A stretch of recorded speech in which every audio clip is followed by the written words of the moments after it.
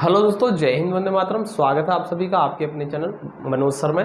दोस्तों मैं हूं गौरव सिंह और आपके सामने लेकर आया हूं फिजिक्स क्लास 12 चैप्टर नंबर 1।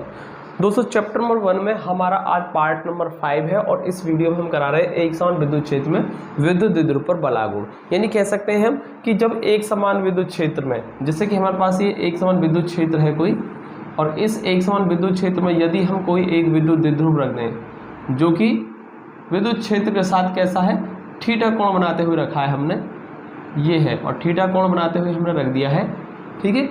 और ये ए बी क्या है, हमारा विद्युत द्विध्रुव है जो कि माइनस क्यू और प्लस क्यू आवेश से मिलकर बना है, ठीक है दोस्तों। इनके बीच की दूरी क्या होती है, 2l होती है, तो हमने बीच की दूरी क्या ले ली, 2l ले ली।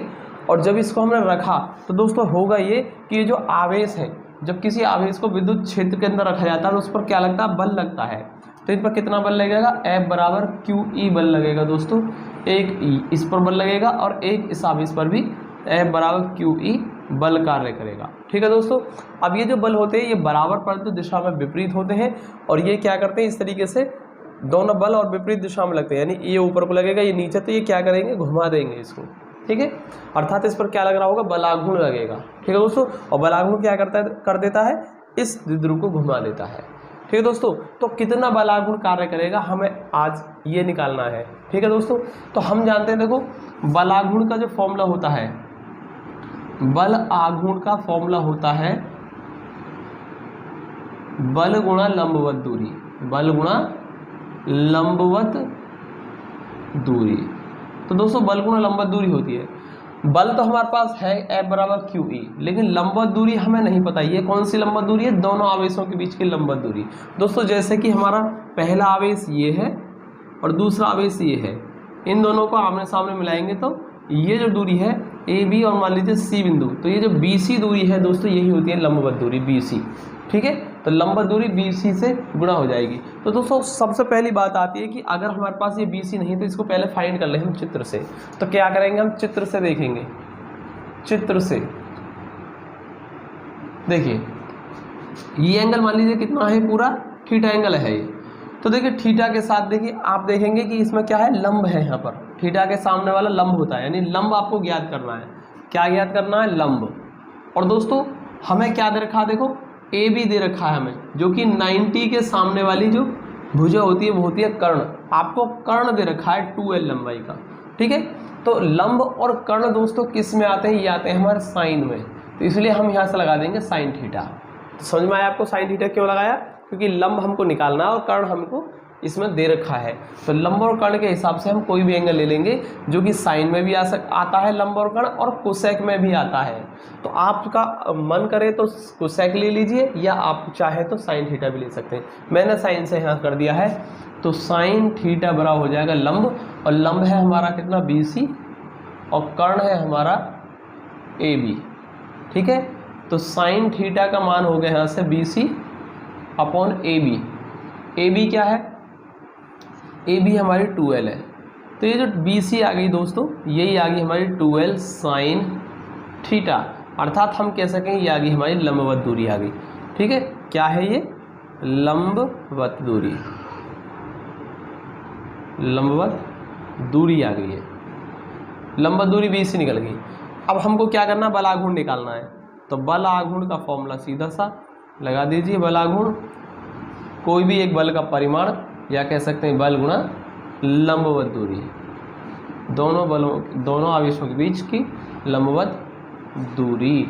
अब इसमें हम बल आघूर्ण को टॉर्क से प्रदर्शित करते हैं। बल कितना है, F, और लंबवत दूरी कितनी है, BC, ठीक है दोस्तों। तो F बराबर QE है यहाँ पर, और BC हमारा कितना है, 2l sine theta, 2l sine theta, ठीक है दोस्तों। मैं यहाँ कर देता हूँ इसको, तो ये टॉर्क निकल के आ गया हमारा। टॉर्क बराबर कितना हो जाएगा, ये Q इंटू 2l, दोस्तों हम जानते हैं ये P होता है हमारा विद्युत द्विध्रुव का आघूर्ण, और ये हो गया E, और है हो गया यहाँ पर साइन थीटा, ठीक है दोस्तों। और यहाँ लिख देते हैं हम, क्योंकि P बराबर होता है Q इंटू 2l, विद्युत द्विध्रुव का आघूर्ण होता है, इसलिए हमने इसकी जगह क्या कर दिया है, Q इंटू 2l को P कर दिया दोस्तों, ठीक है। बाकी हमारा टॉ बराबर कितना आ जाएगा, PE साइन थीटा आ गया। और दोस्तों यही होता है बल आघूर्ण का फॉर्मूला। तो जब किसी वैद्युत द्विध्रुव के अंदर, जब किसी विद्युत क्षेत्र के अंदर विद्युत द्विध्रुव को रखा जाता है, क्षेत्र की दिशा के साथ कोई भी कोण बनाते हुए रखा जाता है, तो सदैव उस पर एक बलाघूर्ण कार्य करता है और उस बलाघूर्ण का मान कितना होता है, टॉ बराबर पीई साइन थीटा। ठीक है दोस्तों, उम्मीद करता हूँ इतना आपको समझ में आया होगा। अब इसके बाद दोस्तों हम क्या कर देते हैं, विशेष स्थितियाँ निकालते हैं, यानी अलग अलग एंगल को चेंज करने से क्या क्या, यानी कितना बलाघूर्ण आता है, हम वो भी देखेंगे। तो चलिए मैं इसमें रफ कर देता हूँ थोड़ा सा और देखते हैं क्या होगा।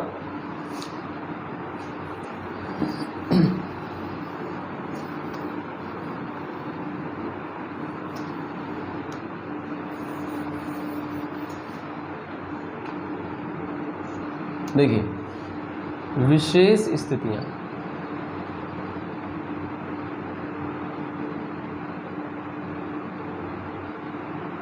ठीक है। यदि हमने एक काम कर लिया इसमें, थीटा बराबर 0 लिया है, अर्थात हम कैसे है, थीटा बराबर 0, यानी कि कैसे रखा है द्विध्रुव, ये जो थीटा एंगल वो क्या हो गया 0, मतलब विद्युत क्षेत्र के समांतर रखा हुआ है या विद्युत क्षेत्र की दिशा में ही रखा हुआ है। ठीक है, तो हम क्या देखेंगे यहाँ पर, तो टॉ बराबर हो जाएगा पीई साइन 0, और साइन 0 की वैल्यू 0 होती है, इसलिए टॉ बराबर 0। तो दोस्तों इसका मतलब है कोई बलाघूर्ण कार्य नहीं करता, यानी कह सकते हैं कि जब किसी विद्युत द्विध्रुव को क्षेत्र की दिशा के, ठीक है, समांतर रखा जाता है, या कह सकते हैं क्षेत्र की दिशा में ही रखा जाता है, क्षेत्र की दिशा के अनुदिश रखा जाता है, तो हमेशा बलाघूर्ण क्या होता है 0, यानी उस पर कोई बलाघूर्ण कार्य नहीं करता। तो दोस्तों यहाँ से इस कंडीशन पे क्या देख रहे हैं, बलाघूर्ण का मान 0 है। तो ऐसा नहीं है कि विद्युत क्षेत्र के अंदर आपने द्विध्रुव रख दिया तो हर कंडीशन में क्या होगा, उस पर एक बलाघूर्ण लगेगा ही लगेगा। ठीक है, तो ऐसा नहीं है, जब समांतर रखा जाता है या कह सकते हैं विद्युत क्षेत्र के अनुदिश रखा जाता है तो बलाघूर्ण कार्य नहीं करता है उस पर। तो ऐसा भी कंडीशन होती है कि इस पर बलाघूर्ण भी नहीं लगता है। ठीक है दोस्तों, तो ये अलग अलग कंडीशन के हिसाब से हो जाएगा। और ये फर्स्ट होगी, मान लीजिए सेकंड, यदि हमने अब की बार क्या ले लिया, थीटा बराबर 90 ले लिया, तो दोस्तों यदि थीटा बराबर 90 लेंगे टॉ बराबर हो जाएगा पीई और साइन 90 हो गया, और साइन 90 की वैल्यू होती है 1, तो टॉ बराबर आ गया पीई। दोस्तों इस बार जो ये वैल्यू आई है वो क्या आई है, मैक्सिमम आ गई, यानी कि अधिकतम। यानी कह सकते हैं थीटा बराबर 90 का मतलब हो गया कि द्विध्रुव जो रखा हुआ है वो कैसा रखा है, क्षेत्र के साथ लंबवत रखा हुआ है, 90 डिग्री कोण बनाते हुए, यानी इस तरीके से रखा हुआ है द्विध्रुव को। ठीक है, तो विद्युत ध्रुव कैसा रखा हुआ है, क्षेत्र के साथ लंबवत रखा हुआ है, तो इस कंडीशन में इसमें सबसे ज़्यादा बलाघूर्ण कार्य करेगा। यानी ऐसे रखा हुआ है तो कोई बलाघूर्ण नहीं, और इस तरीके से कर दिया, धीरे धीरे बलाघूर्ण का मान बढ़ता जाएगा और यहाँ सबसे अधिक होगा, यानी कि महत्तम हो जाएगा। ठीक है दोस्तों, तो सबसे अधिक बलाघूर्ण कार्य करता है।